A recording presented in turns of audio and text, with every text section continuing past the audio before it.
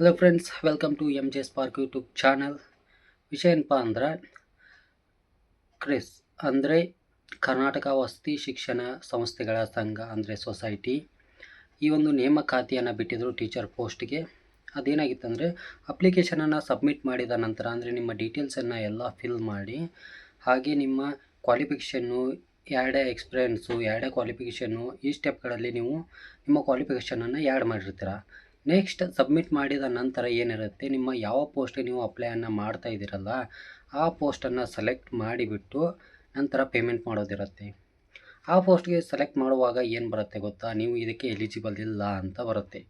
ಈ ಪೋಸ್ಟ್ಗೆ ನೀವು ಎಲಿಜಿಬಲ್ ಇಲ್ಲ, please update your qualification details ಅಂತ ಬರುತ್ತೆ. ಹಾಗಾದರೆ ಈ ಸಮಯದಲ್ಲಿ ಏನು ಮಾಡಬೇಕು, ಎಡಿಟ್ ಕೂಡ ಆಗ್ತಾ ಇಲ್ಲ.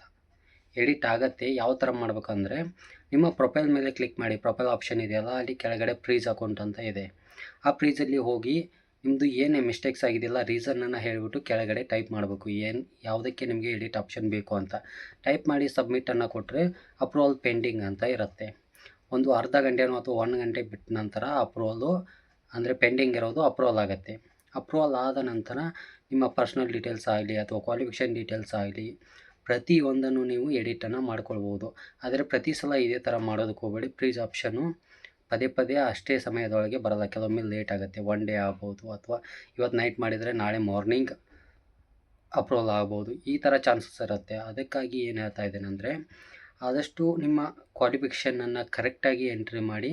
ಕೆಲವೊಂದು ಟೈಮು ಅದು ಸರ್ವರ್ ಕೂಡ ಇರಲ್ಲ, ಹಾಗಾಗಿ ಸರ್ವರ್ ಇರುವಂಥ ಸಮಯದಲ್ಲಿ ನೀವು ಅಪ್ಲಿಕೇಶನನ್ನು ಹಾಕಿ ನಿಮ್ಮ ಕ್ವಾಲಿಫಿಕೇಷನನ್ನು ಸರಿಯಾಗಿ ಹಾಕಿದರೆ ಆಟೋಮೆಟಿಕ್ಕಾಗಿ ಆ ಪೋಸ್ಟ್ಗೆ ಸೆಲೆಕ್ಟ್ ಆಗುತ್ತೆ. ನಂತರ ಪೇಮೆಂಟನ್ನು ಮಾಡ್ಕೊಳ್ಬೋದು. ಜಾಸ್ತಿ ಬಂದಿರುವಂಥ ಸಮಸ್ಯೆಗಳು ಇದೊಂದೇ. ಅದಕ್ಕಾಗಿ ಇದರ ಮಾಹಿತಿಯನ್ನು ತಿಳಿಸೋದಕ್ಕೋಸ್ಕರ ವಿಡಿಯೋನ ಮಾಡಿದ್ದೆ. ಇದೇ ಥರ ಡೈಲಿ ಯೂಸ್ಫುಲ್ ವಿಡಿಯೋಗಳಿಗೆ ನಮ್ಮ ಚಾನಲ್ನ ಸಬ್ಸ್ಕ್ರೈಬ್ ಮಾಡ್ಕೊಳ್ಳಿ.